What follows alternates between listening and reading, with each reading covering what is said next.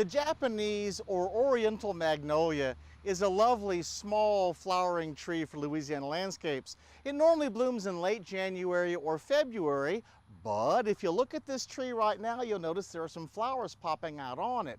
Now remember, all of our spring flowering trees and shrubs have already set their flower buds for next year. Don't prune your azaleas and things like that now, for instance, because you'll take off some of the flower buds. You can see the flower buds on this Japanese Magnolia very clearly, these big fat furry buds. Now because the buds are already here, it means that they may on occasion bloom out.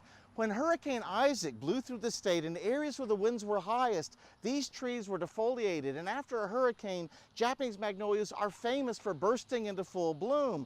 This little tree here in Baton Rouge was somewhat affected. You can see some flowers popping out, but fortunately, it's saving a lot of its flower buds for the spring bloom. For those of you who have trees that just come into full bloom, unfortunately, enjoy the flowers now because you won't be seeing nearly as many this coming spring. Now, another issue with the Japanese Magnolia is foliage quality in the late summer and fall. It is very common and typical to see scorched leaf edges, yellow leaves, spotted leaves, starting up around about July, getting worse through August, and looking pretty poorly in September.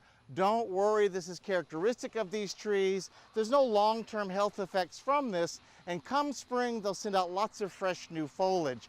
So the Japanese Magnolia is a lovely early spring flowering tree for Louisiana landscapes. This time of the year, don't be concerned about the poor foliage quality that's so typical, and hey, enjoy those hurricane flowers that they're producing now. For Get It Growing, I'm Dan Gill with the LSU Ag Center.